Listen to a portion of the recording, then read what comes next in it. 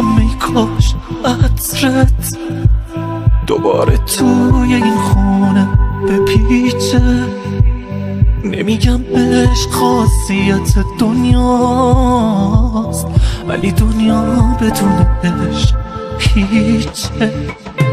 نمیتونم نگم از جای خالیت، تو اونی که دلم میخواست باشه.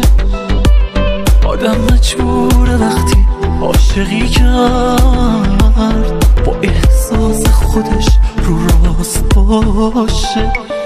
این آهنگو فرستادم بدونی هنوزم عشق بازم همه چیزه، هنوزم جات محفوظه تو قلبم، هنوزم خاطرت خیلی عزیزه.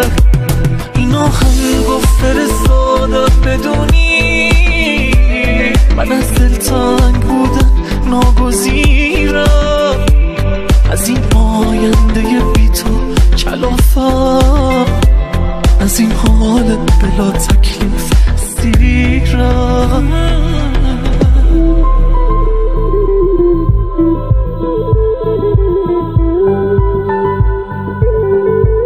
آریا میوزیک همیشه با شماست.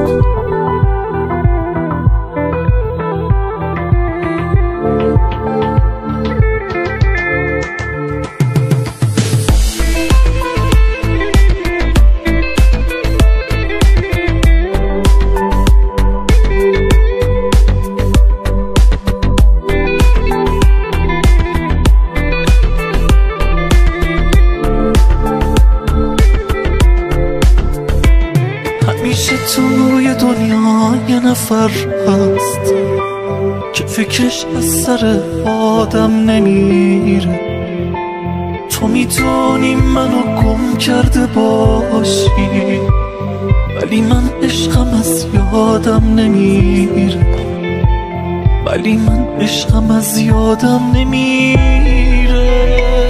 این آهنگو فرستادم بدونی هنوزم عشق واسم همه چیزه، هنوزم جات محفوظه تو قلبم، هنوزم خاطرت خیلی عزیزه.